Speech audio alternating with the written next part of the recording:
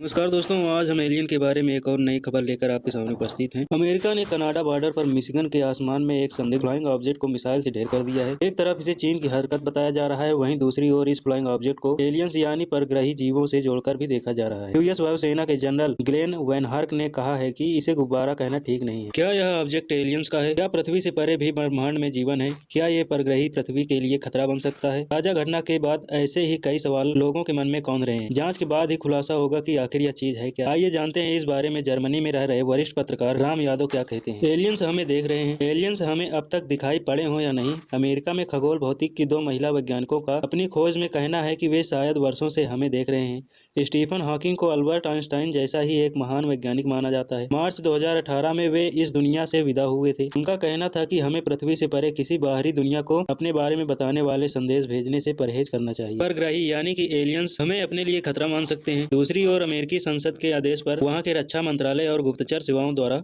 कुछ समय पहले एक ऐसी जांच रिपोर्ट प्रकाशित की गई जो एलियन से जुड़े रहस्यमय अनआइडेंटिफाइड फ्लाइंग ऑब्जेक्ट यूएफओ का या अनआइडेंटिफाइड एरियल फेनोमेनन यूएपी के होने का न तो पूरी तरह खंडन करती है और न ही मंडन। उसी दौरान विज्ञान पत्रिका नेचर एस्ट्रोनॉमी में एक ऐसा शोध पत्र प्रकाशित हुआ था जिसका कहना है कि हमारी अपनी ही आकाशगंगा में 1715 ऐसे सौरमंडल हैं जिनके कुछ ग्रहों पर तकनीकी बुद्धिमत्ता वाले एलियंस भी हो सकते हैं। उनके पास यदि हमारे जैसे या हमसे बेहतर टेलीस्कोप यानी दूरदर्शी हुए तो हो सकता है कि वे पिछले 5000 वर्षों से हमें देख रहे हों।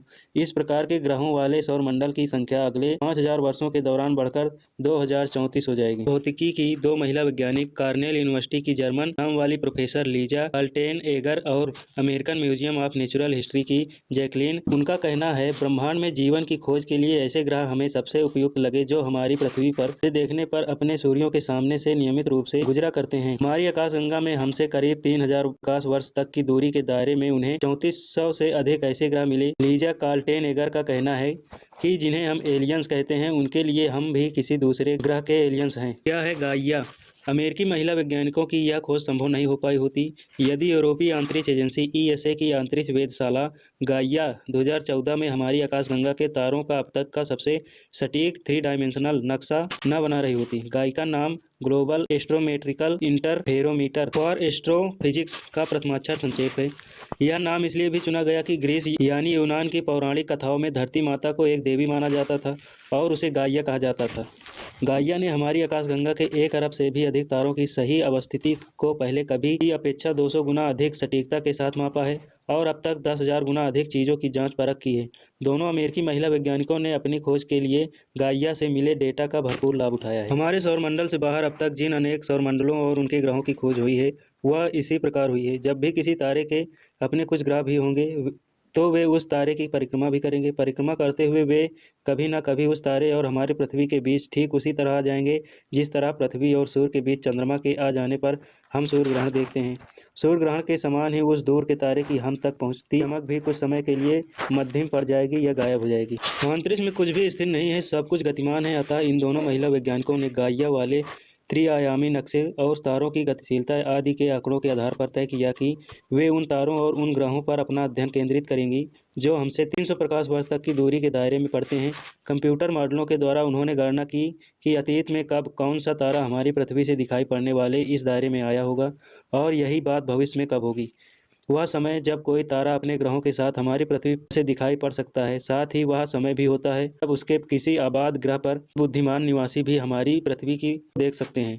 यह एक ऐसा संक्रमण काल होता है जब दोनों गतिशील पक्ष एक दूसरे से कई प्रकाश वर्ष दूर होते हैं फिर भी लगभग एक सीध में होते हैं। इस तरीके से न केवल यही पता चलता है कि उस तारे के अपने ग्रह भी हैं बल्कि यह भी जाना जा सकता है कि किस ग्रह के पास अपना वायुमंडल भी है, उस वायुमंडल में किस तरह की गैसें हैं।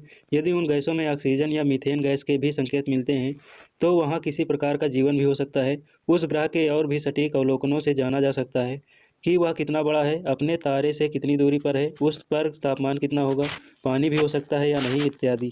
दोनों महिला वैज्ञानिकों लीजा कार्टेनएगर और जैकलिन फेहर्टी ने अपने शोध पत्र में लिखा है कि उन्होंने जिन तारों का अध्ययन किया उनमें से 7 ऐसे हैं जो संभवतः ठोस जमीन वाले हैं जिस पर तरल पानी भी हो सकता है। वहाँ की परिस्थितियाँ जीवन होने के अनुकूल प्रतीत होती हैं। उनमें से एक का नाम रॉस 128 भी है। वह कन्या राशि में पड़ता है, हमारी पृथ्वी से करीब 2 गुना बड़ा है और केवल 11 प्रकाश वर्ष दूर है।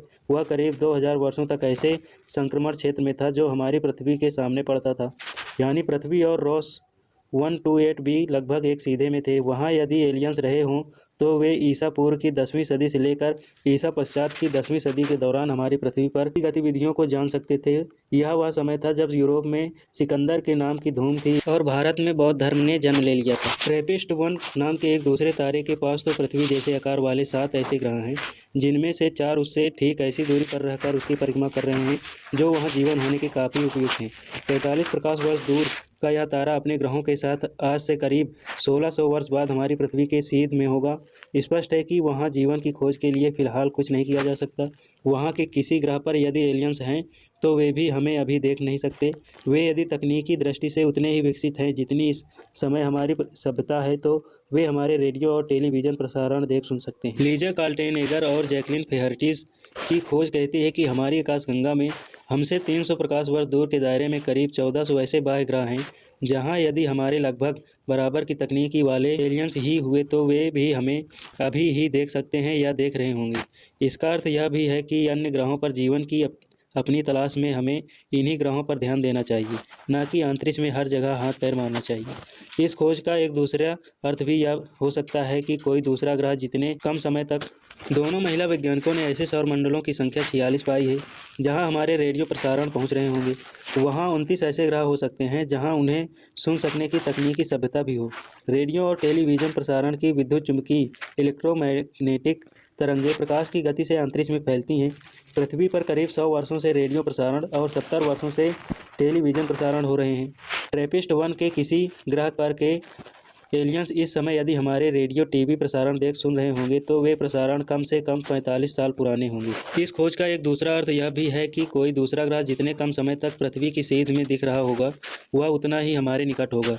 जो ग्रह जितने अधिक समय तक दिखेगा वह उतना ही अधिक दूर होगा। तब भी समय का यह अंतराल कुछ 100 वर्षों से लेकर कुछ 1000 वर्षों तक होगा। एक दूसरे से संपर्क के लिए पर्याप्त होगा। वीडियो अगर पसंद आया हो तो लाइक और सब्सक्राइब कर दीजिए।